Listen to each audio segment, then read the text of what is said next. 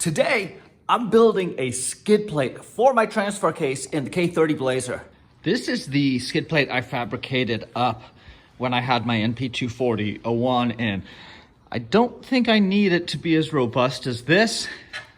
And so I think I'm gonna cut out some of the struts and see if I can get it to lay flush underneath my bottom cross member. So let's go take a look at that.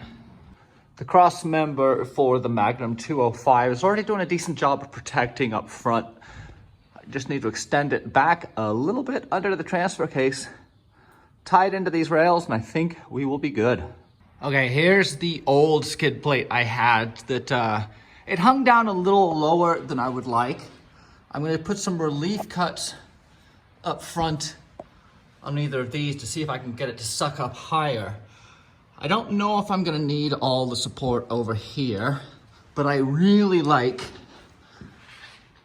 how that's tucking up under. So I'm gonna try and maintain that and get it to suck up a little bit flatter and cleaner. I threw together this skid plate about a year and a half ago with help from my buddy Elijah at Nocturnal Welding. It was in place when I had a different cross member and a different transfer case. So I knew it wasn't going to directly bolt up, but I'm hoping that I can modify it to make it work. Fortunately, I've been investing in tools, including the new Harbor Freight titanium plasma cutter. I'm still learning how to use this, building my skill set with it, but as is the case with all my tools, I am the weak link. This thing is fast, hot, and really cool to use. It's really upping my fabrication game.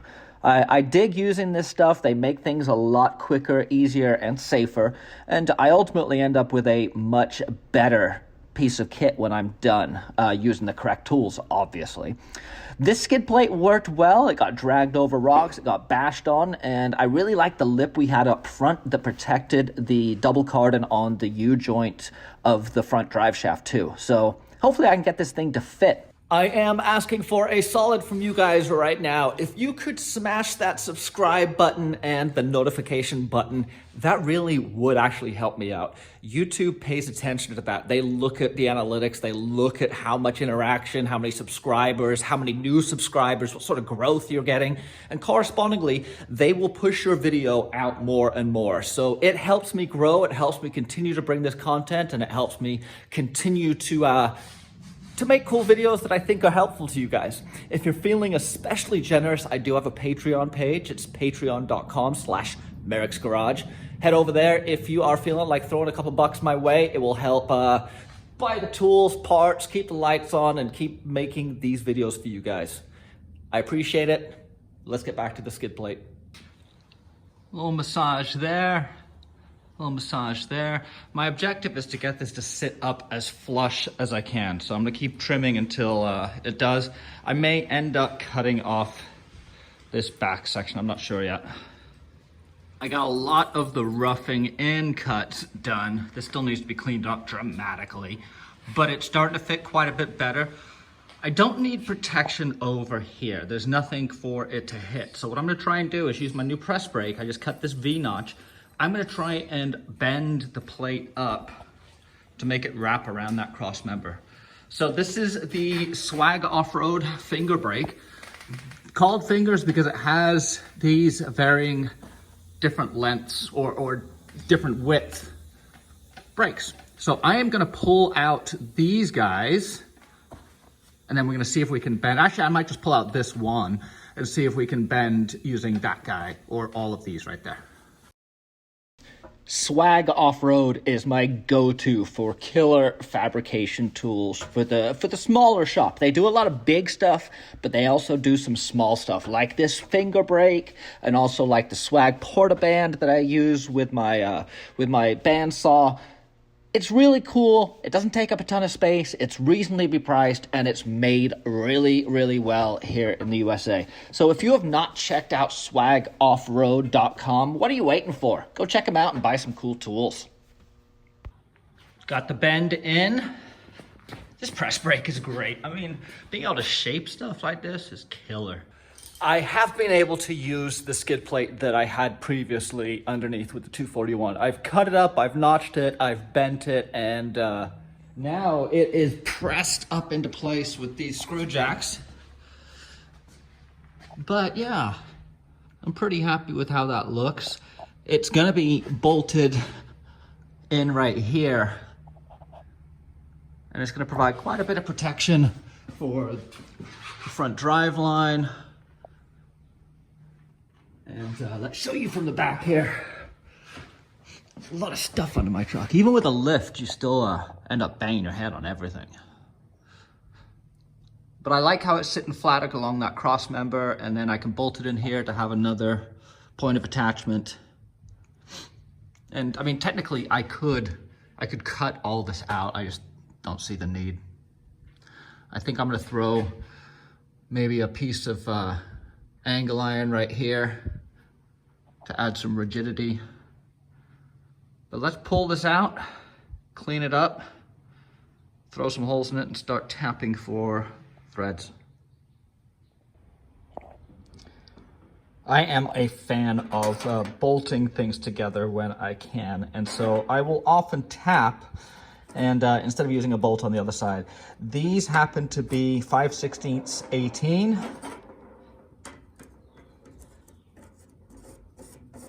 And correspondingly, I need to, for the fine thread, drill with an I, and with the coarse thread, drill with an F.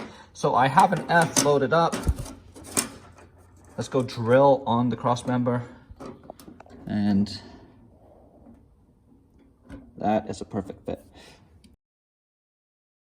A tap and die set is a critical part of any home mechanic's tool set. Being able to clean and chase threads with the tap is great, but then also being able to throw threads into stuff is also a killer feature. Now, do not use this for any significant structural loading or shear force or torsional force, as I don't know the mechanics behind what is going to be most appropriate in terms of thickness and pull-out strength, but I use it for things like this, where I have, for example, I've got a flat bar that I've got to bolt to a round tube. It would be a pain to try and get a bolt all the way through, but between the flat bar and the tube, I should have at least a 1/4 inch of material that I'm tapping, and this is just to hold the skid plate in place, and it works really, really well for applications like this. Okay, it's all done, ready to go back underneath. You know, it's a skid plate, so I don't spend a whole lot of time doing a ton of finish work and paint, because it's gonna end up getting pretty beat down as it is. So I think it's time to throw this guy back up in there. Let's get it in. You know, there's a lot of advantages to having a shop space, but the two biggest things have to be a roof over my head and a lift. Now, the lift doesn't solve all my problems, not by a long way, but the lift, it does make things a lot easier. Instead of jumping up and down off the floor all the time, being able to work underneath something is really pretty cool. But this is not lining up the way I liked it.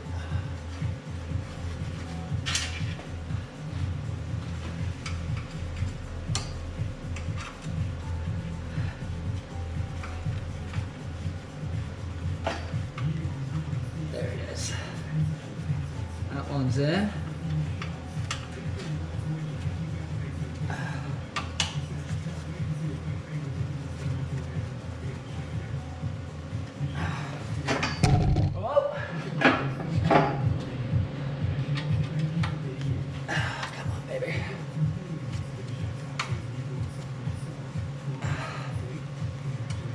I'm pretty stoked I was able to use the old skid plate.